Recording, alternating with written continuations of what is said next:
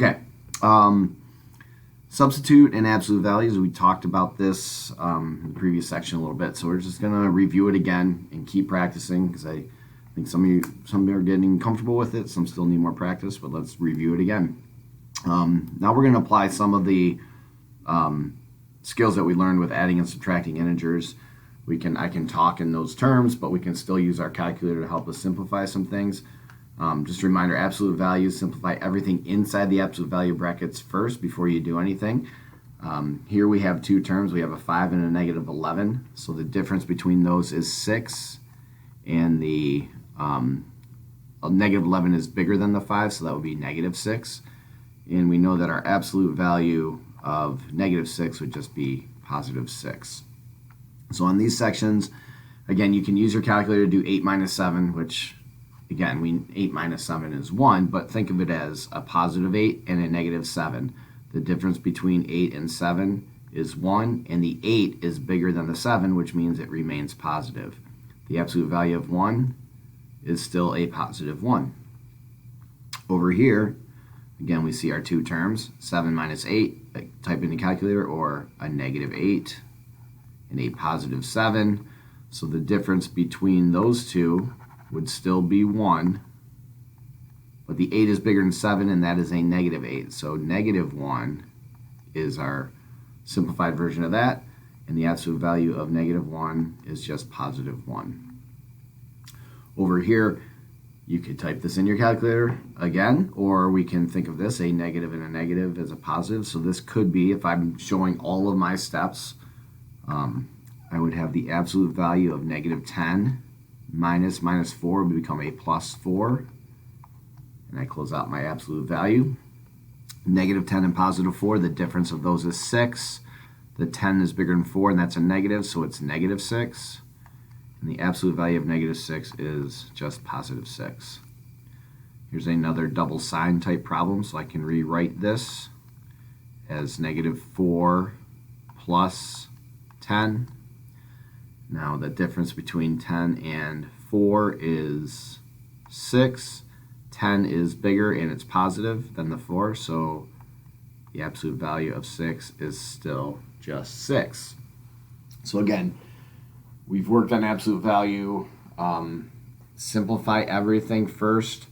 Your second to last step, I should see the simplified number in the brackets, and then your last step is the number without the brackets, but the positive version of that. So get in the habit of showing that as you do the absolute value portions.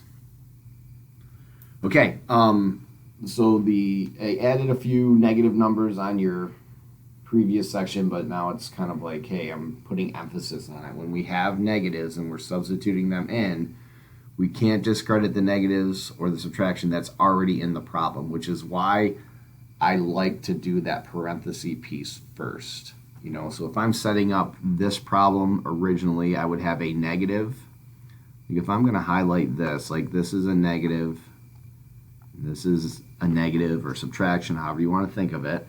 So when I rewrite this problem, I have negative, and then I do my parentheses, right? So here's my A, and here's my other negative here that goes with that B, and that B is in parentheses. So when we do substitute it in, now I just put in, negative 3 for A and negative 7 for B. And again, right from here you can calculate it or put it in your calculator and just put the parentheses and this would be a negative, not a minus on your calculator. So it would be negative parenthesis, negative 3 parenthesis. This would be a minus because it's in between two terms, parenthesis, negative 7, and then parenthesis. But the other way we can think of it, if you're getting comfortable with that merging of signs, negative and negative is a positive, which is why this becomes a positive 3, and a negative, they're next to each other, becomes a positive 7. So you can think of it as 3 plus 7, which then gives us our 10. All right, so more practice here with the parentheses. Again, I'm going to go over how I set them up and how I would like to see you set them up. For every letter you see, put a parentheses, everything else stays. So my setup for A would be a parenthesis for my R, then I have a minus, Then I have a parenthesis for my t. Once I set those up, put in your r and your t. In this case, the r is first, which is -7. So here's my -7, and my t is -2. We can type that in as we see it, or from this point, we can see there's a double negative there. So this would be a -7 plus 2. And now I've done the operation, so those parentheses could go away if we want. And you can see that the difference between 7 and 2 would be 5. And the 7 is the bigger number, so -5 would be my answer for that. All right, setting up the second one. Parenthesis minus parenthesis. Pretty straightforward.